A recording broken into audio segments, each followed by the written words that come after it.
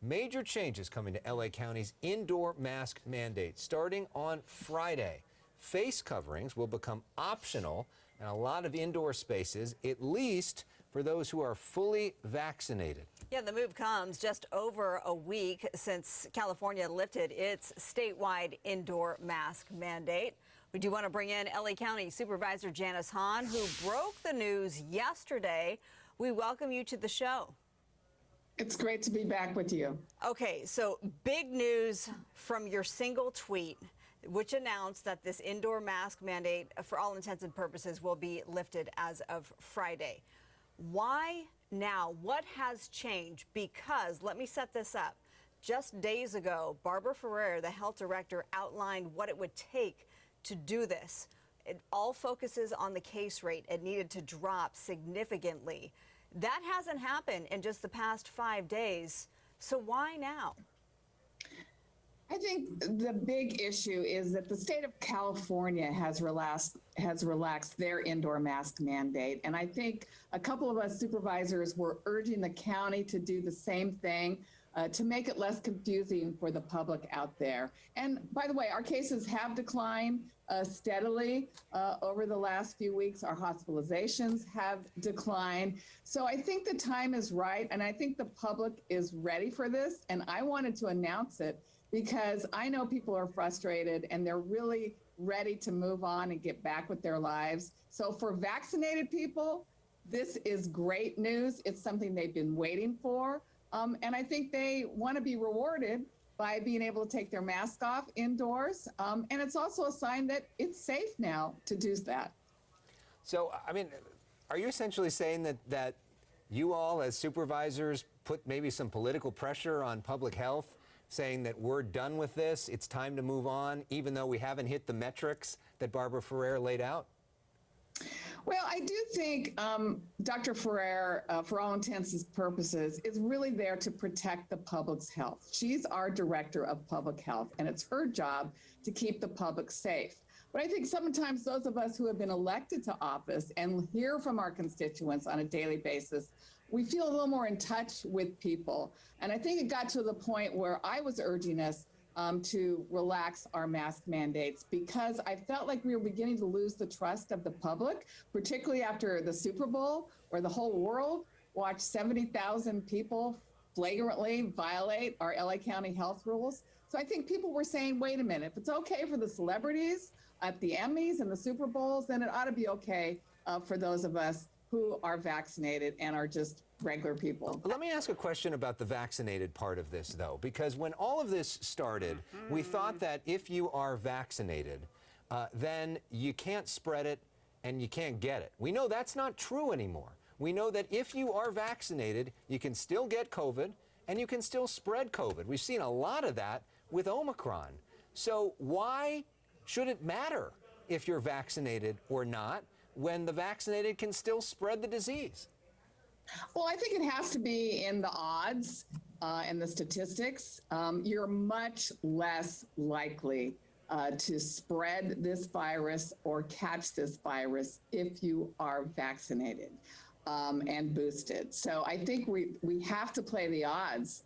We have to get on with our lives. We have to learn to live with this virus, and you're much less likely to spread it if you're vaccinated. So the message is still about getting people vaccinated and boosted. It's still our best defense, and we've got to figure out how to move on. We've got to figure out how to get our lives back to normal. We're going to have to learn to live with this and maybe the next variant that comes along.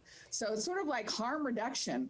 We all have to decide what's going to be safe for us and our families and our loved ones and our community. And I think that's what we're teaching ourselves right now as we begin to lift these mask mandates. I'm still not entirely clear, and Phil, I'm going to bring you into the conversation, but I do want to make this point as to why Dr. FERRER spent a lot of time going through slides on Thursday, and we need to get to 730 average daily cases. We're at 3,800 right now. She projected this out to be mid-March, that we would lift this indoor mask mandate. And again, just days later, that seems to not matter. Phil, go ahead. Well, I'm sure her answer, and we'll get to ask her this question perhaps tomorrow or Friday, I'm sure her answer will be that she reevaluated this as cases continue to drop. The supervisor mentioned we have to learn to live with this. We also have to continue to die with this, because I think there were 36 new deaths reported today. It's not over. But my basic question is, Barbara Ferrer's been in charge of this. You, after a phone briefing with all 5 supervisors, decided to announce this news on your own before County Public Health? Wasn't with you. Why did you do that? Phil, I'm going to correct you. It was not with us. She was having an online call with businesses to update them on the changes that she was going to make that were going to go into effect on Friday. So it wasn't with the Board of Supervisors. Right. It was with, she has these regular calls with school districts and businesses and healthcare professionals, and she announced on that call that she had reevaluated it, and this was the new updated. And I just felt like people were ready to hear it. People wanted a little hope in their lives. Again, this is only for vaccinated people. So those who are not vaccinated are still going to have to wear their masks when they go indoors. So I just felt like it was time to let the public know. But who's checking on that?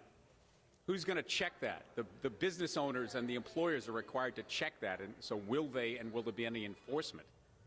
Well, the way this works is that a business can decide that they want to play by these rules. If they want to have customers come into their businesses who are vaccinated and want to drop their masks, then they're going to have to put somebody at the door and check. If they don't want to go through that and they don't have the resources, then they can keep in place that everybody mask up when they come inside their businesses, and they can just tell people that with a sign on their door. But yeah, this is really about having a bouncer at the door. If you have a bouncer at the door and you're going to check people's status, then you can drop your mask. So it's still a little confusing for a lot of people, and I'm hoping that soon we'll align completely with the state, and the state is not requiring that one little nuance about having a bouncer at the door checking your status. Right, and just to be clear also, employees can also take off the mask if they show proof of vaccination, right? Again, but that's up to the business. The business can either decide it's for employees and customers, or they can say it's just for customers and we're safer if our employees keep their mask on. All right, so it's really going to be up to the businesses. And let me ask now about you all as an employer, which is LA County, right? LA County is a very large employer. You've had a vaccine mandate in place for your employees. We know there's a whole lot of folks, some 4,000 people in the LA County Sheriff's Department that have not followed through with that. The sheriff has not enforced that. At this point, with COVID going down, with the mask coming off, with hospitalizations going down, with deaths going down, is that fight still worth it? Or would it be a better use of everybody's time and money at this point to sort of move on and not have those people potentially be taken off the street at a time when we have a crime surge? Well, first of all, I don't think any of us have any intention of firing 4,000 sheriff's deputies. That is certainly not anybody's goal. What we have found is the more serious we are about the mandate, the more chances we give county employees to get vaccinated. Most of them have chosen to go ahead and get vaccinated because the mandate is in place. We do know that the most deaths in our law enforcement agencies have not been of a shooting on the job. It's been because of COVID.